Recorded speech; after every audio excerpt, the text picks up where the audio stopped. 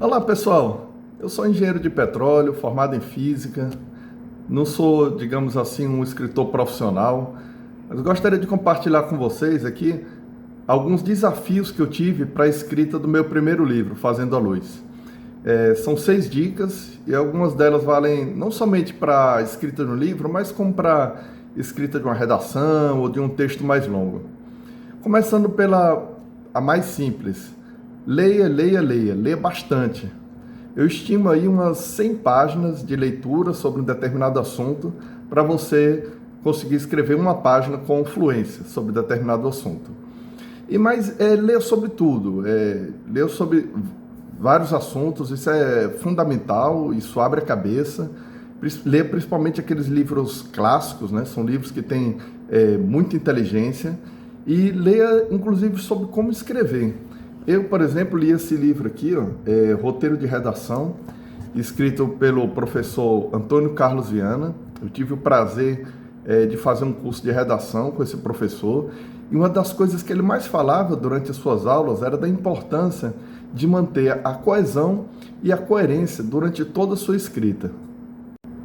A dica número 2 é sobre coerência. Uma coisa que eu aconselho é o seguinte: antes de iniciar o seu texto, defina qual vai ser a palavra-chave e depois defina os subtópicos. Por exemplo, se você vai escrever sobre Flamengo, então a palavra-chave é Flamengo. Depois defina os subtópicos: história do Flamengo, torcida do Flamengo, diretoria do clube, títulos conquistados e por aí vai. E aí você faz um esquemazinho onde você coloca a palavra-chave e os subtópicos ao redor da palavra-chave, e você vai começar a desenvolver o seu texto de forma a manter uma relação bem clara entre a palavra-chave e os subtópicos, para você não cair naquele erro clássico de fugir do tema, como um papo de boteco, que você começa falando do Neymar, daqui a pouco você está falando do carro que o Neymar comprou e daqui a pouco já está falando de carro. Então o seu livro não pode virar um papo de boteco. A dica número 3 é sobre coesão, que é um mecanismo que assegura a ligação entre as frases, evitando que elas fiquem desconexas no texto. Por exemplo, voltando ao caso da dica número 2, se o seu texto é sobre Flamengo, uma forma de fazer a coesão entre uma frase e outra é repetindo a palavra-chave, Flamengo. Mas você pode fazer isso uma ou duas vezes. Se você fizer isso várias vezes, seu texto vai ficar cansativo. Então, uma forma de deixar ele mais elegante é substituir por sinônimos. Em vez de falar Flamengo, você fala o time rubro-negro, o time da Gávea. E outra forma também de fazer a ligação entre as frases é usando os epítetos. O que é isso? São palavras que se associam ao nome para qualificá-lo. Por exemplo, Ivete Sangalo fez um show em Salvador. A cantora está fazendo a ligação com Ivete Sangalo. Outra forma são as nominalizações. Por exemplo, ele amava sua esposa. Esse amor está fazendo a ligação com amava. E por aí vai. Tem várias outras formas de você fazer a conexão entre as frases de forma a deixar o seu texto muito mais elegante, e essas formas podem ser treinadas. A dica número 4 é: evite frases muito extensas.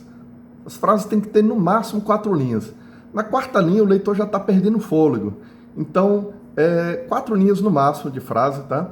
E outra coisa, se tua frase tem mais de um que, geralmente ela está mal escrita, ou digamos assim, não está muito elegante. Então, se tua frase tem mais de um que, tente substituir o que por outra forma, ou tente quebrar a frase em duas, e o seu texto vai ficar um pouco mais elegante.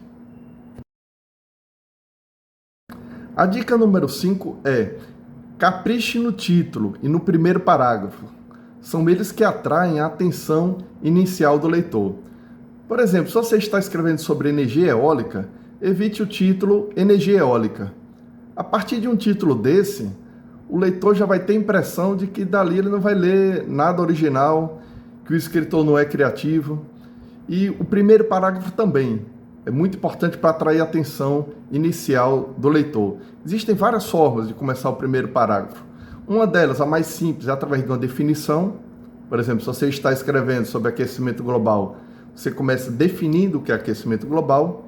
Mas tem outras formas mais criativas, começando por opiniões divergentes, um especialista defendendo que existe aquecimento global e outro defendendo que não existe aquecimento global.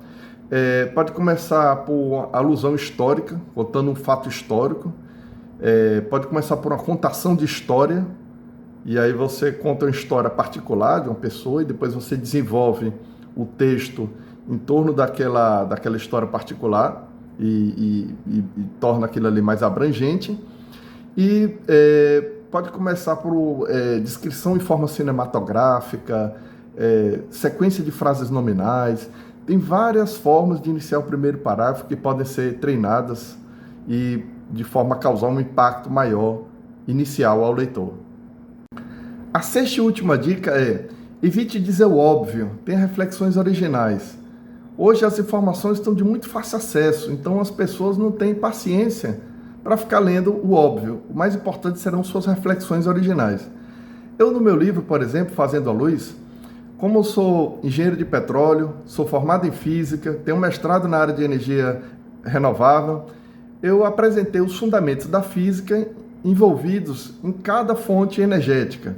Então eu tenho certeza que cada um de vocês também tem uma experiência peculiar e uma forma diferente de enxergar o mundo.